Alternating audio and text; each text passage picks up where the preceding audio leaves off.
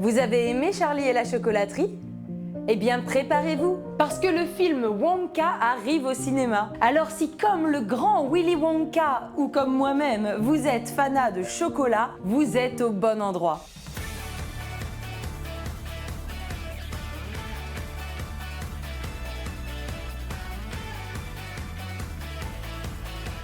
Aujourd'hui, on va faire 3 recettes hyper simples et hyper chocolatées. D'abord, un délicieux brownie, grand classique mais toujours aussi bon. Ensuite, des muffins 3 chocolats. Et enfin, pour terminer, le lava cake. Un bon gâteau au chocolat dont l'intérieur va s'écouler comme de la lave quand on va l'ouvrir. Alors embarquez avec moi dans cette aventure chocolatée. On va attaquer la recette du brownie. Cette petite déliciosité au chocolat dont on raffole tous, qu'on peut manger soit mi-cuit, soit coupé en petites parts pour le garder pour plus tard. Quelle que soit la façon dont on aime le déguster, quand on est fanat de chocolat, le brownie, c'est un des basiques. Alors, je vous montre tout de suite une recette très simple à réaliser chez vous facilement. Avant de commencer, on va préchauffer le four à 180 degrés. On va mettre dans un bol 250 g de chocolat noir et 150 g de beurre. Alors attention, quand on les fait fondre au micro-ondes, on ne veut pas faire cuire le chocolat. Donc il vaut mieux mettre 3 fois 30 secondes et mélanger entre chaque, plutôt que de mettre 2 minutes et de se retrouver avec un chocolat cuit. Une fois que notre mélange est bien lisse, que tout notre chocolat est bien fondu, on va pouvoir prendre un deuxième bol. On va casser 3 œufs. Et on va mettre 150 g de sucre. Avec le batteur électrique sur vitesse rapide, on va battre les œufs et le sucre ensemble jusqu'à ce que le mélange blanchisse. On va ensuite y ajouter 60 g de farine et un sachet de sucre vanillé.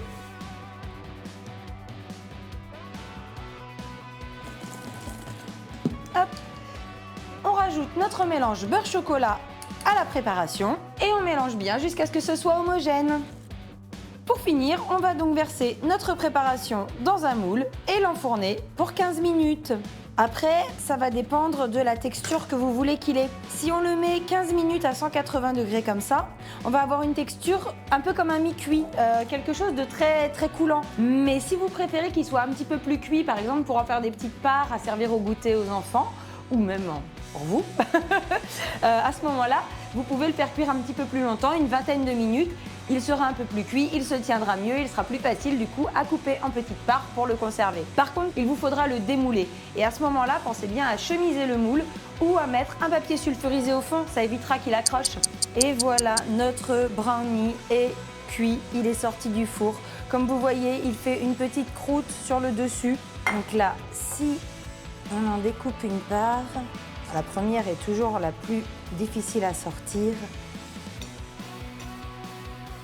Donc là, vous pouvez voir qu'il est encore tout brillant, on a vraiment une texture demi-cuit. Par contre, là, il est vraiment à consommer plutôt le jour même. Si vous le mettez au frigo, il va être un petit peu dur. Ne vous inquiétez pas si c'est le cas. Quelques secondes au micro-ondes et il retrouvera cet aspect original. Si vous faites cuire votre brownie un petit peu plus, là, par exemple, je l'ai mis 17 minutes, vous allez pouvoir délicatement enlever les bords, voilà, et faire de beaux petits carrés d'environ 5 cm de côté. On va pouvoir passer à la deuxième recette. Pour les muffins 3 chocolats, j'utilise la recette du livre New York Street Food & Co, dans lequel il y a plein de recettes très sympas, dont ces fameux muffins, qui vont être à la fois très chocolatés, donc bien dans le thème du jour, et en même temps très moelleux, très léger, donc très agréable à déguster. Et en plus, très facile à faire et avec assez peu de vaisselle, donc tout bénef. Il va nous falloir 2 bols. Dans un bol, on va mettre le mélange des ingrédients secs et dans l'autre bol, les autres ingrédients. Et ensuite, on pourra les mélanger ensemble. On va d'abord faire fondre 85 g de beurre. Ensuite, on va casser nos chocolats en pépites pour les mettre dans le bol qui servira aux ingrédients secs. D'abord, 85 g de chocolat noir.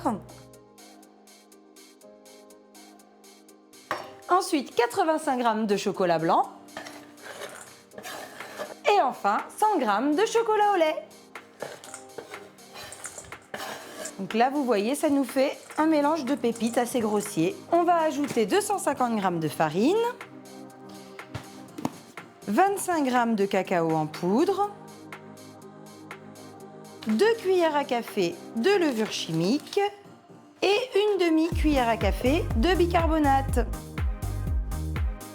Et on va pouvoir mélanger tous nos ingrédients secs.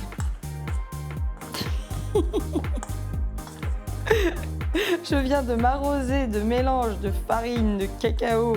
Bref, c'est à ça que sert le tablier. C'est pas grave. Allez, on passe au deuxième saladier. Dans ce deuxième saladier, on va mettre 2 œufs. Sans coquille, c'est mieux.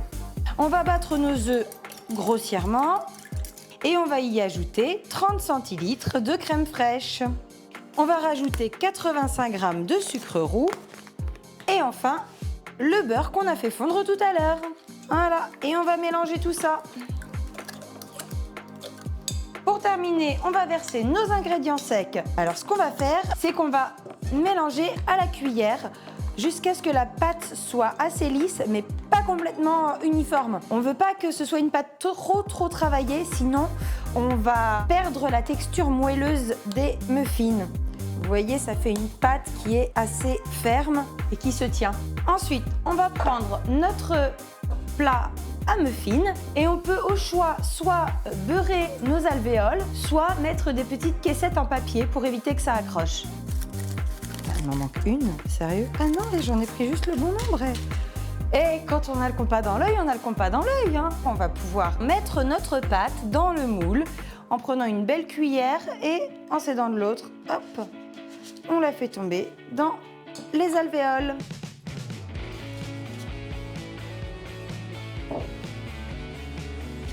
Hop.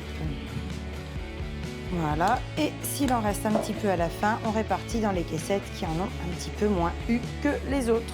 Alors c'est une recette qui dans le livre a été écrite pour 11 muffins.